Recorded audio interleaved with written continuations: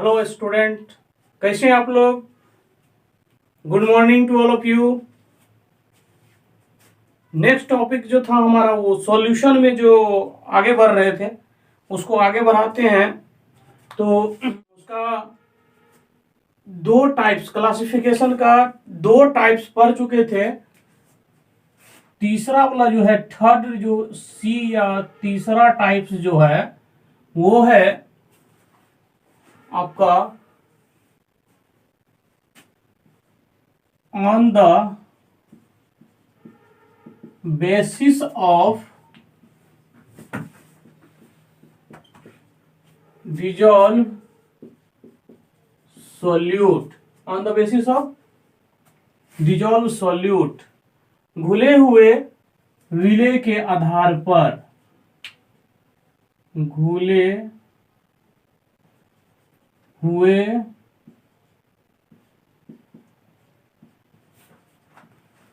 विलेय के आधार पर ये है। इसके आधार पर सॉल्यूशन को चार भागों में बांटा गया है। इसके आधार पर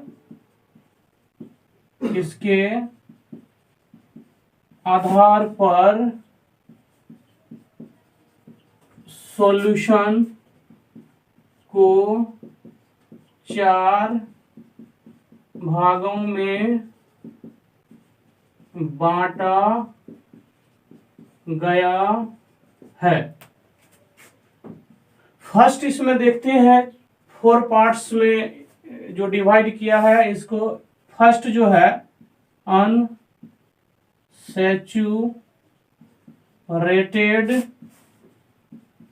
सॉल्यूशन, हिंदी होता है असंतृप्त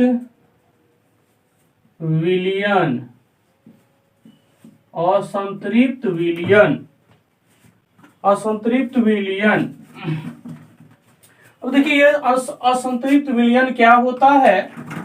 कहेंगे वह सॉल्यूशन जिसमें और अधिक सॉल्यूट को उसी ताप पर घुलाया जा सकता है उसे असंतृप्त सॉल्यूशन या अनसैचुरेटेड सॉल्यूशन कहते हैं। ठीक, क्या कहेंगे, वह विलयन या वह सॉल्यूशन जिसमें और अधिक सॉल्यूट को उसी ताप पर घुलाया जा सकता है तो उसे अनसैचुरेटेड सॉल्यूशन कहते हैं। क्या कहेंगे, वह सॉल्यूशन जिसमें और अधिक सॉल्यूट को उसी ताप पर घुलाया जा सकता है उसे अनसैचुरेटेड सॉल्यूशन कहते हैं। अनसैचुरेटेड सॉल्यूशन कहते हैं। इसे समझने के लिए एक एग्जांपल ले सकते हैं। जैसे हम लोग चीनी का बोर जो बनाते हैं उसमें देखिएगा एक कांस्टेंट टेम्परेचर पे एक फिक्स अमाउंट में लिक्विड को ले लीजिए और उसमें शुगर को डाल दीजिए। शुगर डाल दीजिएगा तो जब तक सॉल्यूट डिजॉल्व हो रहा है उसी टेम्परेचर पे तब तक वो क्या कहलाएगा, अनसैचुरेटेड सॉल्यूशन। लेकिन एक समय ऐसा होगा, एक पॉइंट आएगा, वह पॉइंट जहां पे सॉल्यूट अब डिजॉल्व होना बंद हो जाएगा, अब डिजॉल्व नहीं होगा। तो जब वो सॉल्यूट डिजॉल्व नहीं हो रहा है और जब तक हो रहा था उसको क्या कह दिए, अनसैचुरेटेड सॉल्यूशन। अभी तक सॉल्यूशन में अनसैचुरेशन पॉइंट नहीं आया है, अनसैचुरेटेड है, उसमें और ज्यादा डिजॉल्व हो रहा है। लेकिन एक पॉइंट ऐसा आएगा जो उसी टेम्परेचर पे और अधिक सॉल्यूट को डिजॉल्व नहीं किया जा सकता है, तो उस सॉल्यूशन को क्या कहेंगे, सेकेंड नंबर में सैचुरेटेड सॉल्यूशन, सैचुरेटेड सॉल्यूशन मतलब संतृप्त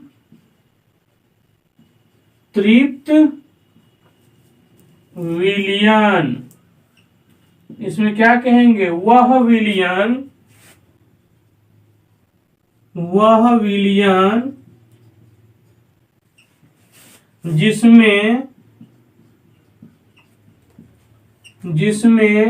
जिसमें और अधिक सॉल्यूट को उसी ताप पर नहीं घुलाया जा सकता है, उसे सैचुरेटेड सॉल्यूशन कहते हैं। और आप कह सकते हैं जैसे हम लोग वाल पुटी करते हैं और चूना करते हैं, तो जब तक सॉल्वेंट की अमाउंट ज्यादा है और सॉल्यूट की अमाउंट कम है, उसमें क्या होता है, सॉल्वेंट में सॉल्यूट डिजॉल्व होते जाता है। तो आप एक रूम टेम्परेचर है, वो भी एक नॉर्मल टेम्परेचर है, तो आप क्या कहोगे, चूना उसमें डिजॉल्व हो रहा है, लेकिन एक पॉइंट ऐसा आएगा जो सॉल्यूशन क्या हो जाएगा, सैचुरेटेड हो जाएगा। जिससे वाल पुटी करने वाला जब मटेरियल बना लेता है, तो उसके बाद यदि वो चूना उसमें और ज्यादा डिजॉल्व करे तो वो चूना अब डिजॉल्व नहीं होगा। जब डिजॉल्व नहीं होगा तो उस सॉल्यूशन को क्या कह देंगे, सैचुरेटेड सॉल्यूशन। लेकिन जब चूना हम लोग करते हैं, जो वो चूना में और अधिक सॉल्यूट को डिजॉल्व किया जा सकता है, तो वो क्या हो जाएगा, अनसैचुरेटेड सॉल्यूशन। ये भी कह सकते हैं नॉर्मल टेम्परेचर पर समझने के लिए एग्जांपल आप ले सकते हैं। तो वो विलयन जिसमें और अधिक सॉल्यूट को उसी ताप पर नहीं घुलाया जा सकता है, उसे सैचुरेटेड सॉल्यूशन कहते हैं, संतृप्त विलयन कहते हैं। नेक्स्ट टॉपिक जो आएगा, इसी का नेक्स्ट तीसरा जो टाइप्स है, थर्ड टाइप्स जो आएगा वो होगा आपका डाइल्यूट सॉल्यूशन। टर्म कुछ रिलेटेड है, मिलता जुलता है इसका। तो डाइल्यूट सॉल्यूशन भी कुछ ऐसे ही है, अनसैचुरेटेड के जैसे ही लगेगा। क्यों, उसमें क्या है, सॉल्यूट की अमाउंट बहुत कम होती है। थर्ड पॉइंट जो है इसको बोलेंगे डाइल्यूट सॉल्यूशन। तनु विलियन, ये वो नहीं है तनु वेड्स मनु रिटर्न, ये मूवी नहीं है, ये केमिस्ट्री है। तनु विलियन है ना, ये तनु विलियन है, डाइल्यूट सॉल्यूशन है, तनु विलियन है। तो इसको क्या बोलेंगे ऐसे तो ये सब इंग्लिश में ही याद रखने में अच्छा है। डाइल्यूट सॉल्यूशन क्या कहेंगे,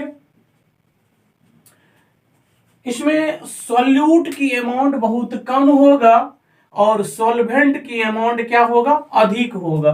तो यदि ये सॉल्यूट की अमाउंट कम है और सॉल्यूट की अमाउंट कम है और सॉल्वेंट की अमाउंट ज्यादा है, तो सॉल्यूशन जो बनेगा वो क्या होगा, पतला घोल होगा ना।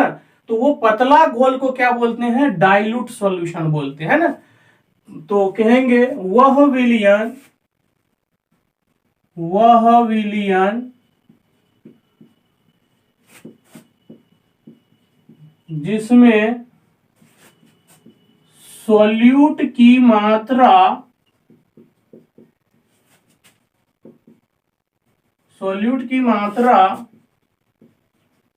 कम हो, तो सॉल्यूट की मात्रा कम हो तो उसे डाइल्यूट सॉल्यूशन कहते हैं। मतलब वह विलयन जिसमें सॉल्यूट की मात्रा कम हो उसे क्या कहेंगे, डाइल्यूट सॉल्यूशन, है ना। एग्जाम्पल क्या होगा, एक ही जैसे ये लिखने का है, इसे शॉर्ट में दिल से सूचित किया जाता है, दिल, दिल, H2SO4, H2SO4, दिल HCl मतलब dilute HCl, dilute H2SO4, dilute HNO3।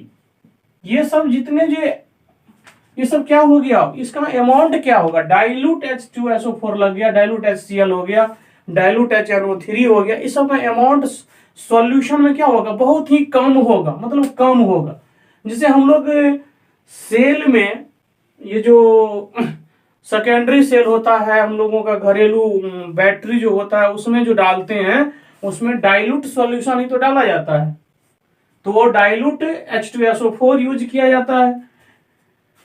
तो ये हो गया डाइल्यूट सॉल्यूशन। डाइल्यूट को कुछ सिंबॉलिक तरीका ये होता है, DL DL DIL DIL ऐसे लिखा जाता है। तो डाइल्यूट सॉल्यूशन हो गया, पतला घोल हुआ इसका।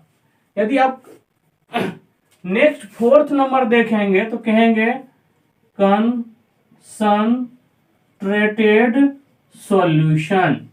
कंसंट्रेटेड सॉल्यूशन मतलब सांद्र विलयन।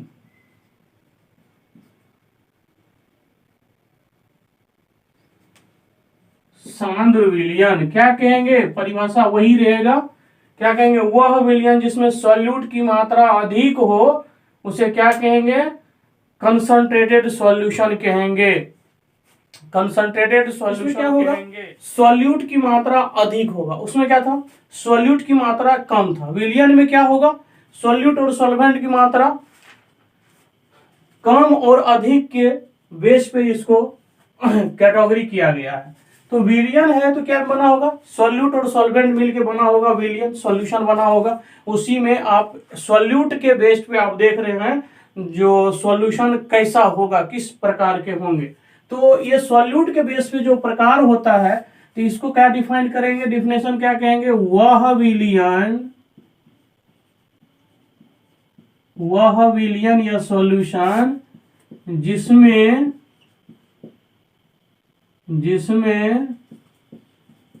सॉल्यूट की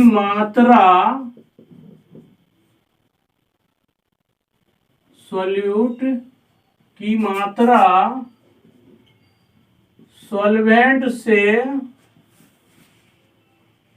अधिक होता है उसे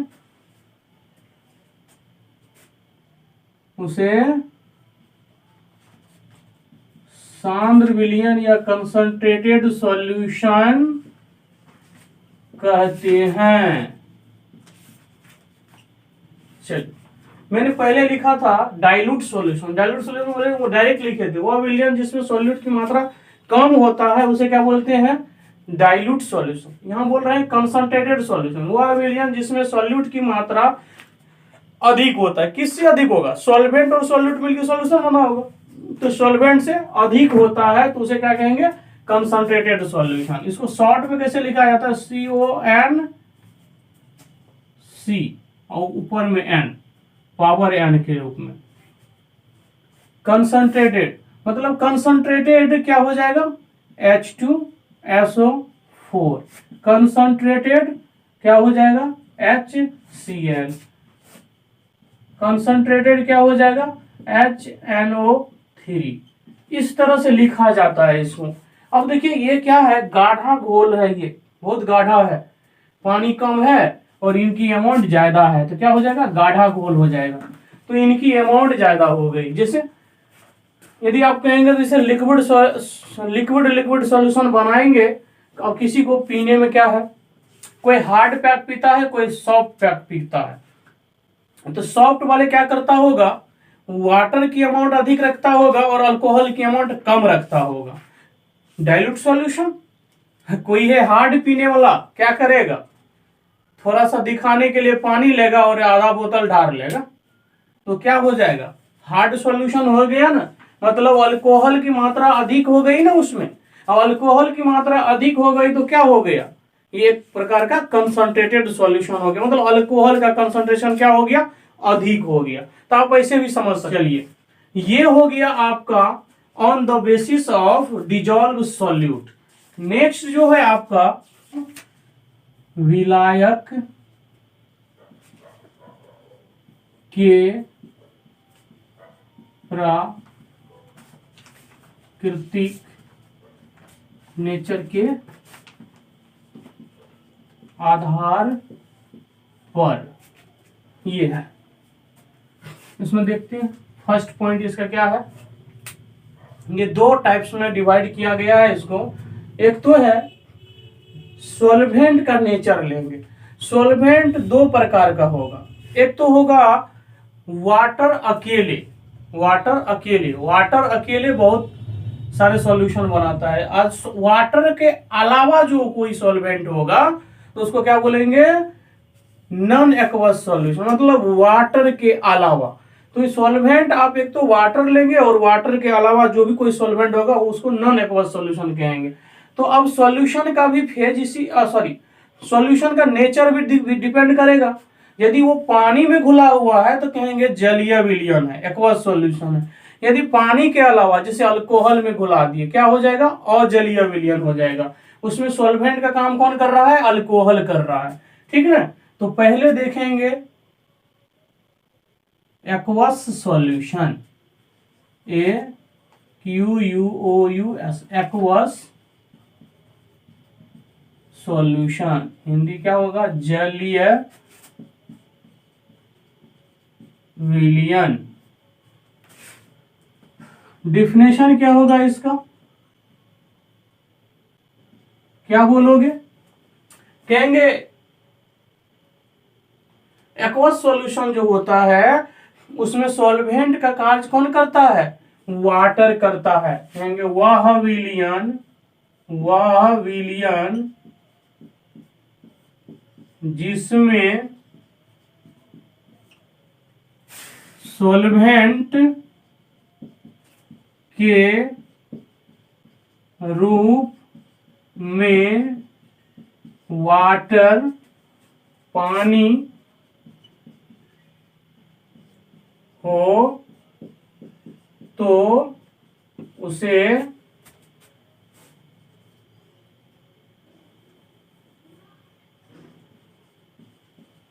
एक्वस सॉल्यूशन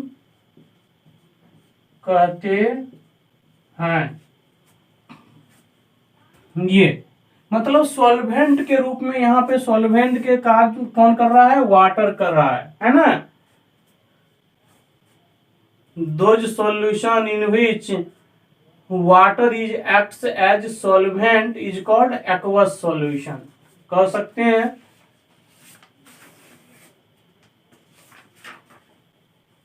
इंग्लिश में लिख देते हैं, those solution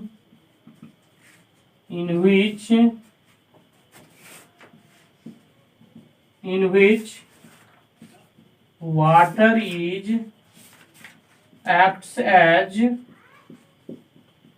solvent is called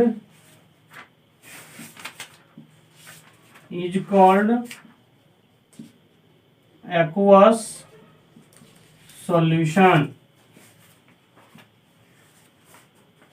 क्या कहेंगे एग्जाम्पल में, सॉल्वेंट के रूप में यहाँ कौन होगा, वाटर होगा, पानी होगा, है ना। ये हुआ। नेक्स्ट है आपका अजलीय विलयन। इसी में क्या कहेंगे, नॉन एक्वस सॉल्यूशन। क्या लगा देंगे, नॉन एक्वस सॉल्यूशन ऑफ जलीय विलयन। क्या होगा, परिभाषा क्या होगा इसका, डिफिनेशन, वाटर के अलावा, मतलब वह विलयन जिसमें सॉल्वेंट के रूप में वाटर के बदले, सॉल्वेंट के रूप में पानी के बदले कोई दूसरा पदार्थ हो, पानी के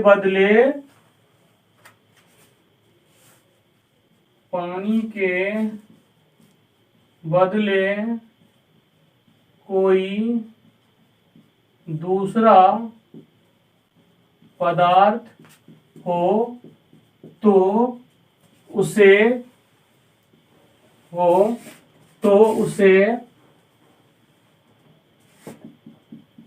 नॉन एक्वस सॉल्यूशन कहते हैं, है ना। पानी के बदले कोई दूसरा सब्सटेंस हो, पदार्थ हो, तो उसको क्या बोलेंगे?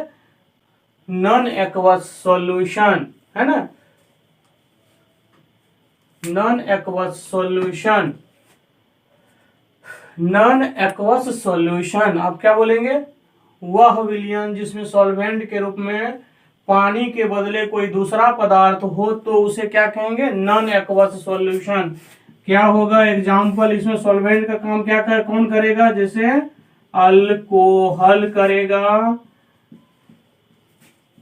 बेंजीन करेगा, और कार्बन टेट्राक्लोराइड करेगा, ईटीसी और सारे जितने भी लिक्विड पदार्थ होगा वाटर के अलावा वो सब क्या आ जाएगा? नॉन एक्वस सॉल्यूशन में आ जाएगा। ठीक, कार्बन टेट्राक्लोराइड भी है, मतलब ऑर्गेनिक सब्सटेंस जो होगा वो क्या हो जाएगा? ऑर्गेनिक पदार्थ जो है या इनऑर्गेनिक पदार्थ जो भी लिक्विड फॉर्म में मिलता है, यदि उसमें आप कोई सॉल्यूट को डिजोल्व करवाते हो तो वो जो विलयन बनेगा वो कैसा बनेगा? नॉन एक्वस सॉल्यूशन बनेगा। इंग्लिश में यदि देखेंगे इसको तो क्या हो जाएगा? इंग्लिश डिफिनेशन छोटा छोटा ये दोनों इंपॉर्टेंट था इसलिए इसका इंग्लिश भी जान लेते हैं। Those solution in which water is not acts as solvent is called non-aqueous solution। क्या हुआ? Those solution in which water is not acts as solvent is called non aqueous solution. आप ऐसे भी कर सकते हो वो विलयन जिसमें सॉल्वेंट का काम वाटर नहीं करता है, कोई दूसरा पदार्थ करेगा तो उसको क्या कहेंगे? Non aqueous solution. हो गया ना। तो ये हुआ आपका नॉन एक्वस सॉल्यूशन। एग्जांपल तो यही रह जाएगा, बेंजीन, क्लोरोफॉर्म, कार्बन टेट्राक्लोराइड, ये सब भी है इसमें, है ना।